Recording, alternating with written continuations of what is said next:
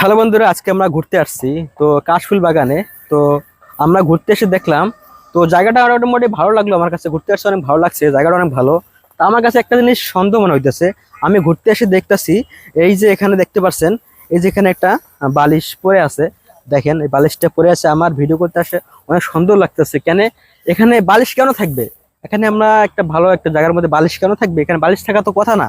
এখানে আসলে আমি কিছু বুঝতেছি না। এখানে যেহেতু আমরা ভিডিও বানাতে আসছি, তো জায়গাটা একটু জঙ্গল টাইপের, একটু দেখেন জায়গাগুলো একটু জঙ্গল টাইপের আর কি। মোটামুটি জায়গাটাও নিরিবিলি আছে। ওখানে কি আমি কিছু বুঝতেছি না, এখানে রাতের বেলা অন্য কিছু হয় কিনা, তা তো আমার সন্দেহ লাগতেছে আসলে ভাই।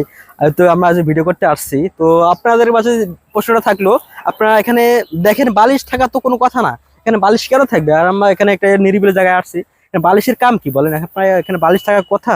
এখানে তো বালিশ থাকার কোনো কথা না। দেখেন, তো আপনারা একটু যাচাই করে দেখবেন একটা বালিশটা কেন আসছে, কি কারণে আসছে।